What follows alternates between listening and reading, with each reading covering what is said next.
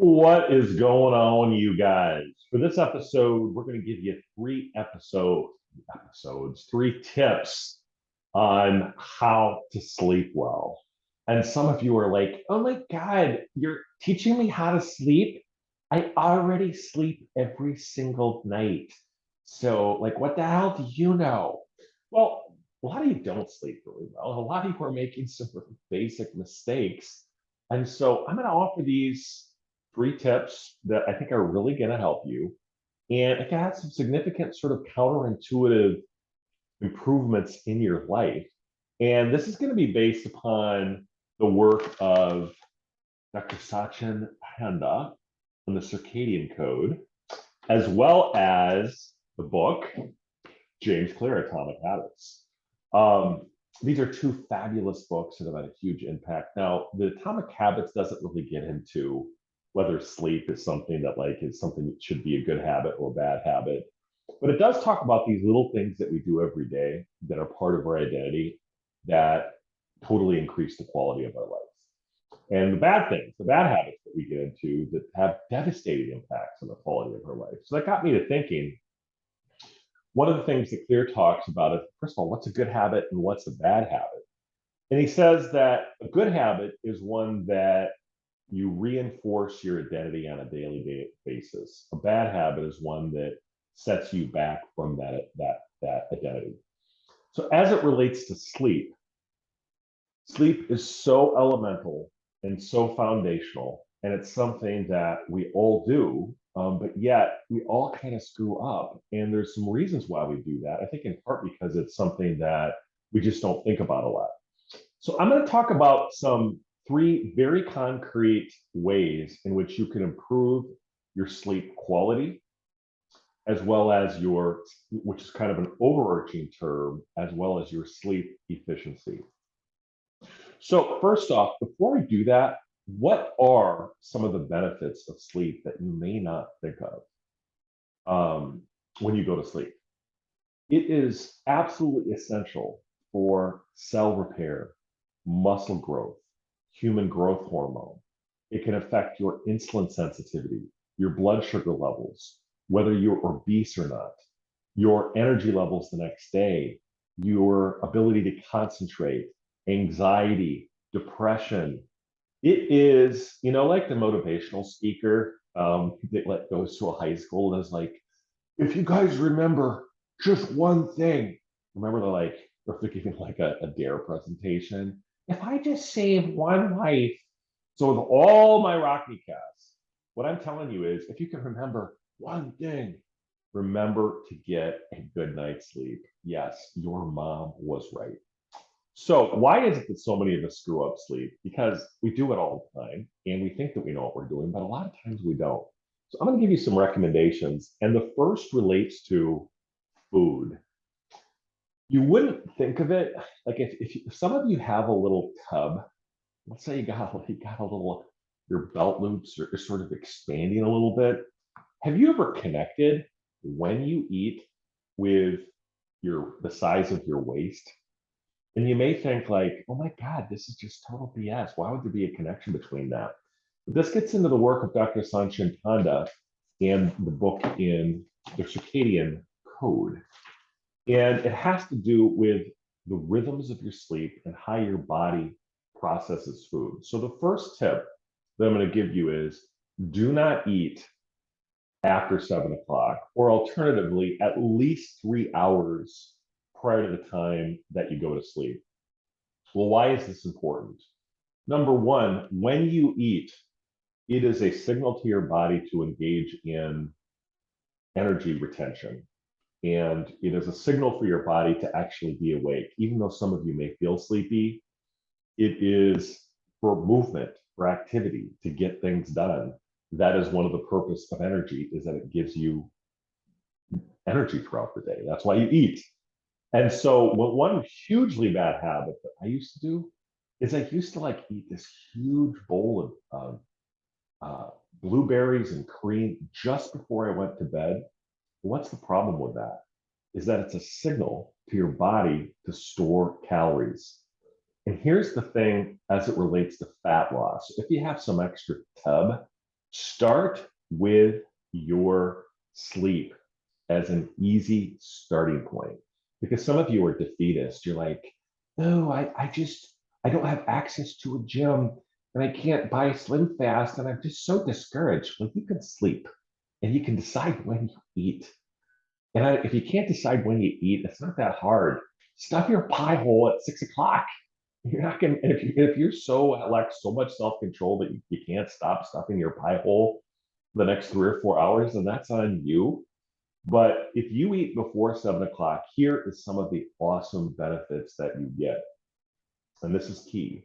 This is what I learned from Dr. Satchin Panda, is that here's the rub, is that you cannot burn fat and store fat at the same time. Let me repeat that again. You cannot burn fat and store fat at the same time. So when you eat, it's a signal to your body to produce insulin and to store calories. That's what your body does. But here's the issue, is that your body doesn't know that it's not going to get any nutrients for about 6 to 7 hours after you stop eating. After you stop eating for 6 to 7 hours, you don't die because you got this thing called fat. And that's the point whereby if you eat 7 o'clock, about 6 to 7 hours later, your body is going to start burning fat. So between 2 and 5 in the morning, if you go to bed at 8 to 9, your body is going to be burning fat. And I want you to do an experiment. Do this. Get out an electronic scale and weigh yourself before you go to bed and after you go to bed when you wake up, and just see how much weight you're going to lose. A lot of weight. And I lost nearly 50 pounds. And this was key, is not eating after 7 o'clock. You will get fit, you will get ripped, and you will have cell regeneration and you will burn more fat. So that's tip number one. Eat before 7 o'clock. I think you can handle that. Number two is a big one, and I'm going to do a standalone podcast on an adverse atomic habit, which is alcohol. Now, alcohol is something that there's a whole bunch, there are a few benefits, but there's a whole bunch of drawbacks. And its connection to sleep is one that you may not be aware of. And I'll just use myself as an example.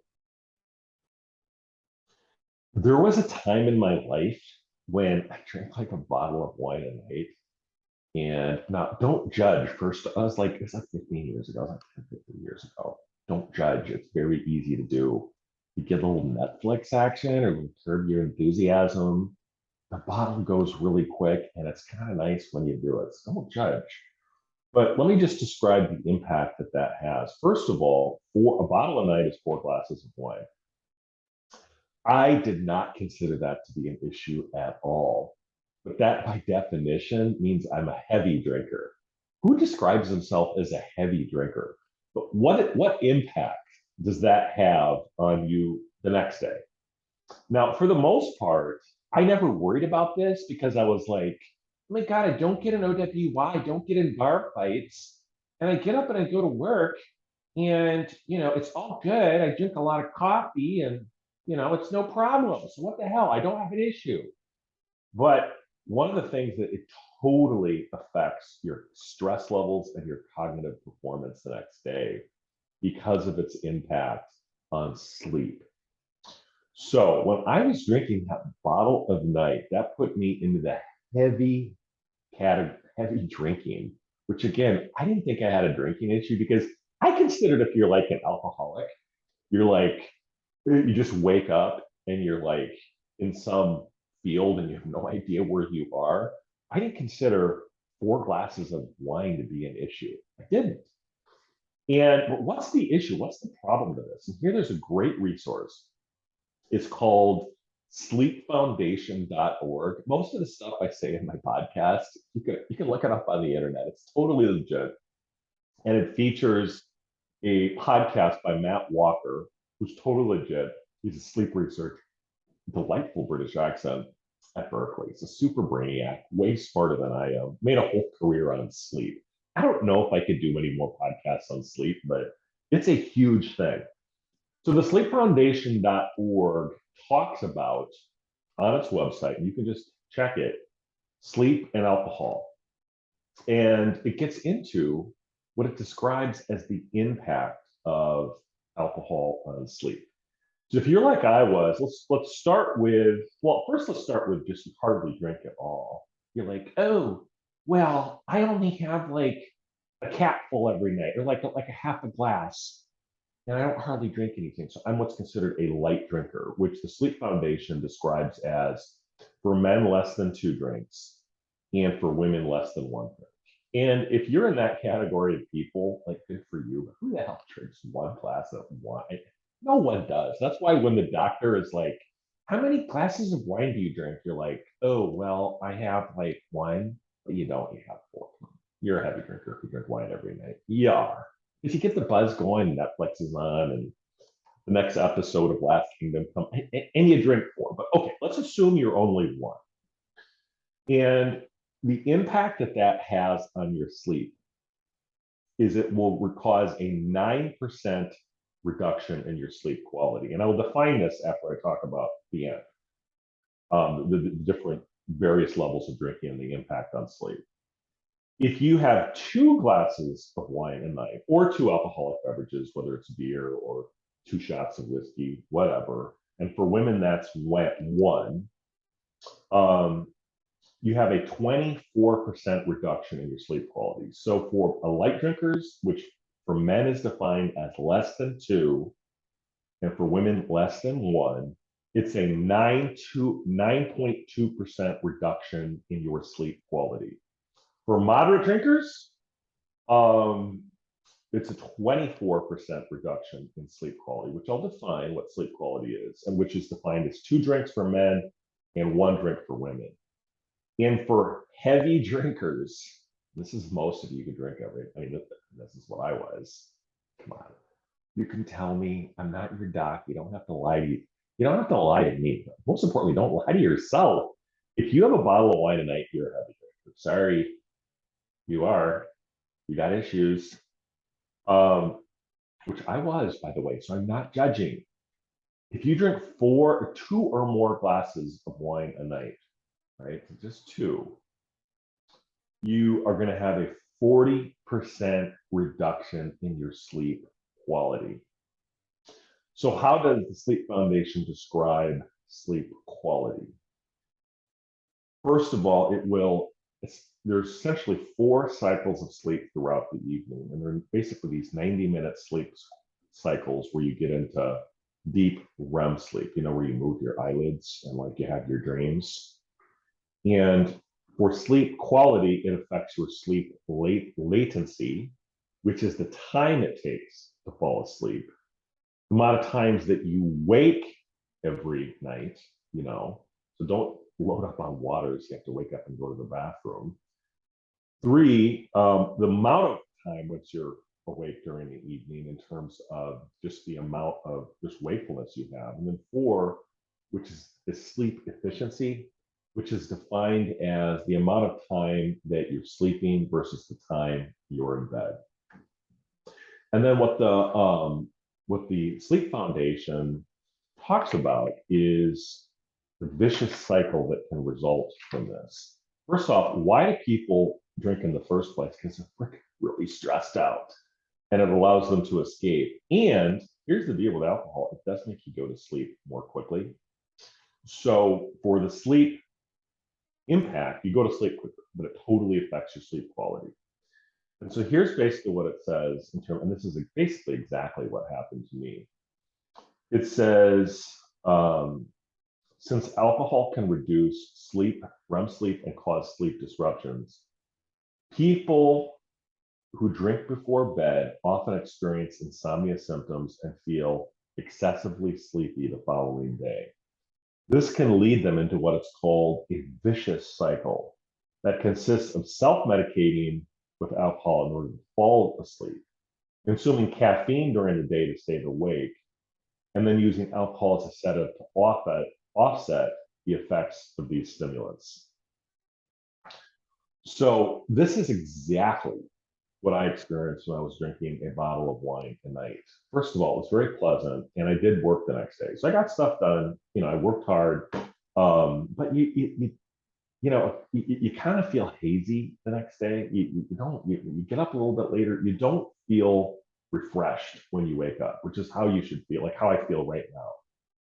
And so what happens is that this leads to your anxiety goes off the charts, your stress goes off the charts, you're tired. See, you're anxious, stressed, and then you're tired. So then you need to jack yourself up on stimulants throughout the day. And that is just not, and then you're not as productive. And so when you're not as productive, then you go and you're like, oh my God, I'm just not getting as much done. I'm all worried. And then you go home and you're like, I'm home. Let's put on a little Curb Your Enthusiasm. Let's drink a little vino. Let's turn on a little Netflix and just escape for a while. It's kind of nice. It's a stimulant. It sort of makes you feel relaxed. Eat some food, sit in your recliner, get all buzzed, escape. But the impact that has if you do it on a night to night basis, if you're talking about reducing your sleep quality, you are preventing with bad sleep quality. Here's what happens. You're going to have likely snoring and sleep apnea, which means you're going to like honk snore and then like choke while you sleep. Okay, that is not good. Number two, if you're working out, you're trying to be like, hey, I'm going to the gym. The real time where you get your muscle recovery is while you're sleeping. And if you're not sleeping, your body is not restoring or repairing your muscles. You may have gut issues because sleep is when you repair your cellular lining of your guts for good digestion. You may be getting fatter because you're stuffing your pie hole with food while you have this appetite stimulant. And so you're storing fat at night. Whereas with a good sleep protocol with tip one, you're not burning fat. So with good timing of eating, you're burning fat. If you're stuffing your pie hole and you're drinking a lot of alcohol and adding calories, you're adding fat. When you're obese, there's a whole bunch of health issues that arise from obesity that are just almost too numerous to mention. And the other thing is that memory consolidation is critical, and especially for what's called deep REM sleep, which you basically, I believe you get it like the third or fourth. You want to get 4 full 90-minute cycles while you sleep, where you basically go to sleep or this deep stage, and you kind of wake up a little bit, go to the deep stage, and you get the dreaming. This is where your body is like literally getting rid of toxins and then getting restorative sleep in your brain, so you can actually remember what you studied. That's why the people are like, oh yeah, I pulled an all-nighter. Those people who are like, oh my God, I stay up all night and I just jack myself up on caffeine. Don't do that. Get your sleep. You have no chance of remembering anything unless you get your sleep. It's basically like a superpower, and it's available to everyone. So I don't care if it's a child, an adult, a kid, just don't drink alcohol. I mean, if you're going to drink alcohol, drink it once a week, once every month. I think we need it a little bit. I'm a teetotaler, so I'm gonna have those moments where I don't sleep as well. But yeah, don't drink every day. And if you drink 4 glasses of wine a day, I got a secret for you. You're an alcoholic. I was. It's okay. It's all right. First step is recognition. Hi, I'm Pat, and I'm a drinker. It's okay. And I'm not a teetotaler. I actually think that there's some. I'm going to do a essentially podcast on what is it called? There's this guy that was on Rogan. It's called, I think, the Immortality Key or something like that. And he's obsessed with like psychedelic beer. I don't know. It's kind of crazy. Brian Marescu, something like that. But so I think there's some, and he gets into like the historic basis for alcohol and communal participation and social bonding. I think there is some limited benefit to it. So if you see me out having a beer, don't go like, Oh my God, he's going on a bender. Don't judge. I'm just out and about having a beer. Relax. And if you are going to drink, by the way, if you are going to drink, at least give your body 4 hours. Okay, let's say you're like, wow, I only have one drink per day and I have discipline, unlike you, Cole. At least do the same thing with food. Do not drink within 4 hours of the time that you go to sleep. So at least your body has some ability to get rid of the alcohol before you're in that sleep stage. Okay. So that's my tip there. So in summary, class, the first step is don't eat after 7 o'clock. Step number two, don't drink every day. Get rid of alcohol. Huge impact on your sleep. You're going to be walking like a bleary-eyed fool if you drink every day. Number third, and this is going to be one that's going to kind of come out of left field, but try it. It really works. Tart cherry capsules.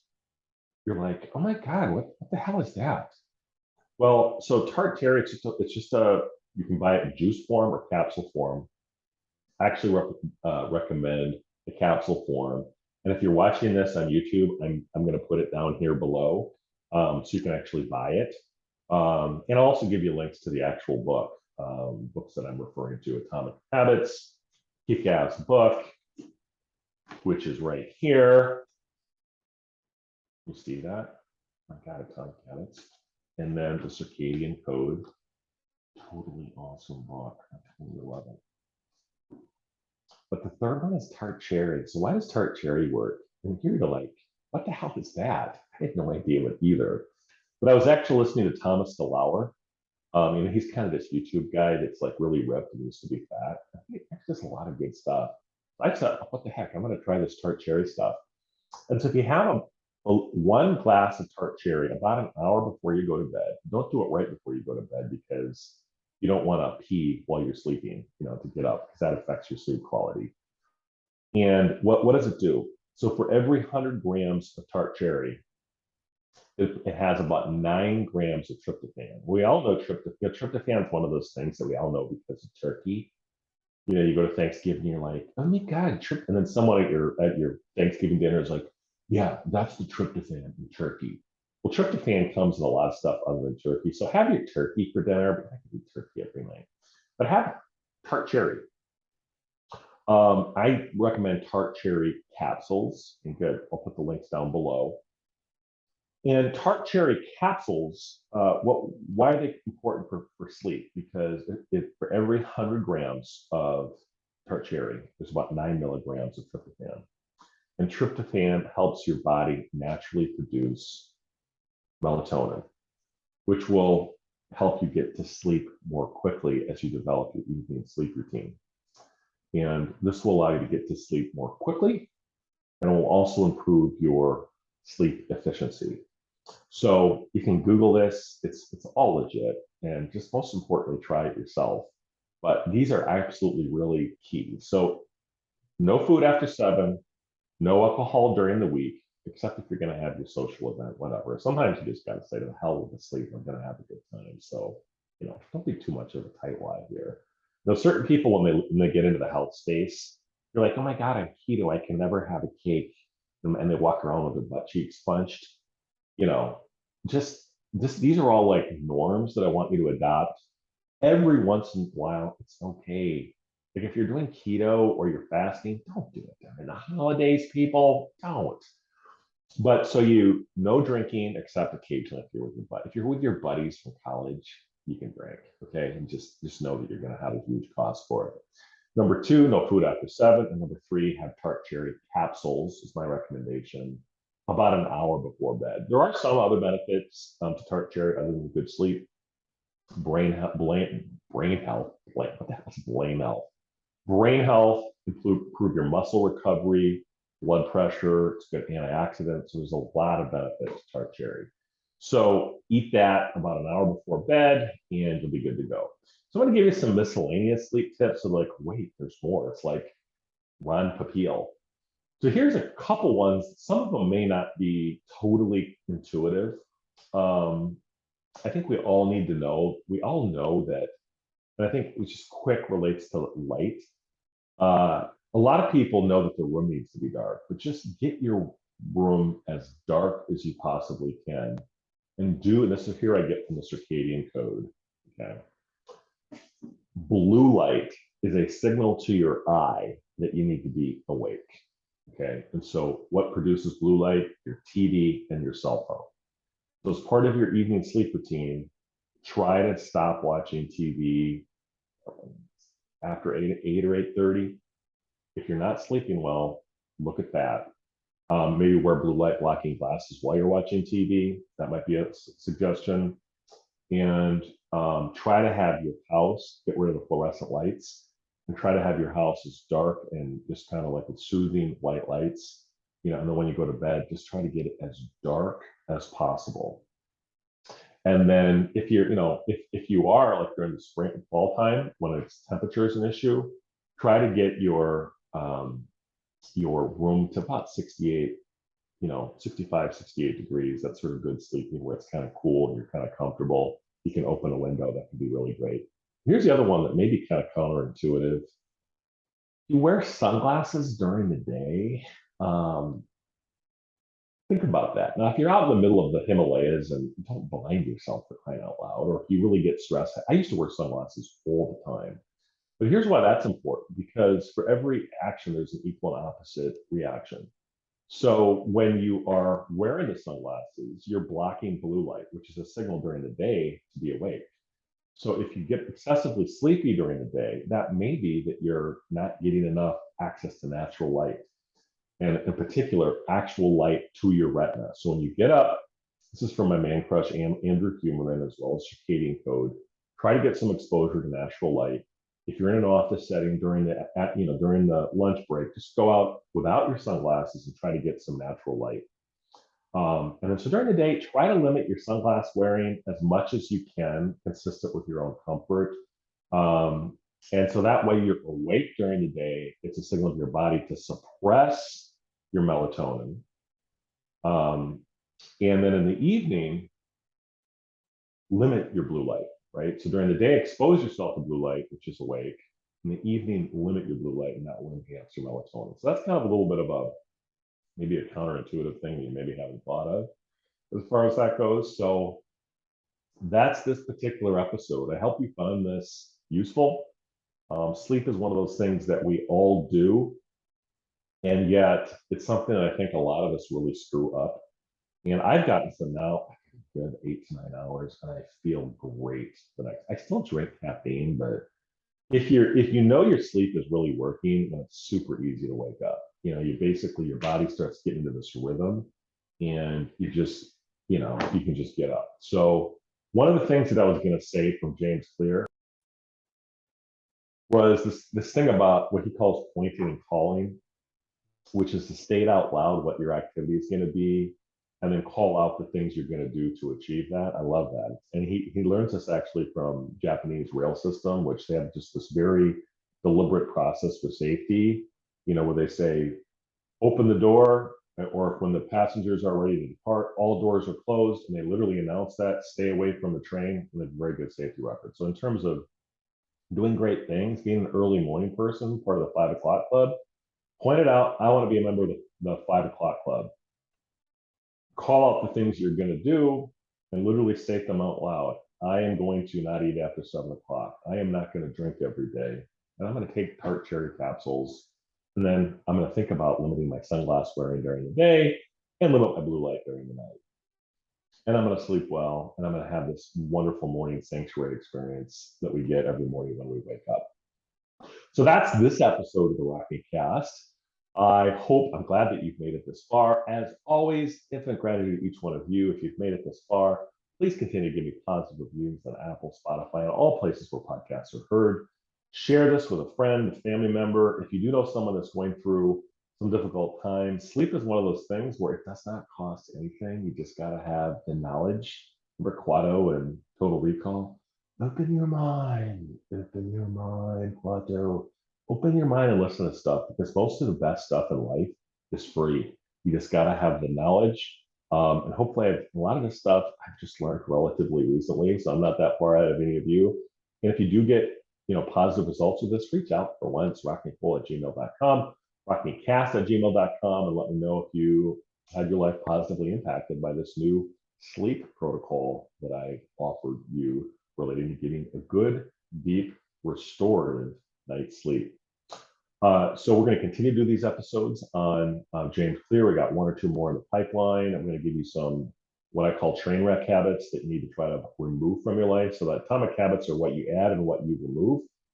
And I'm going to give you some hopefully positive information related to that.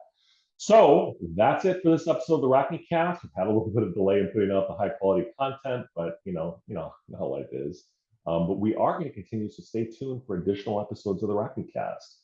So have a wonderful, productive day. Get a good night's rest. Until next time we see each other on the Rocky Cast.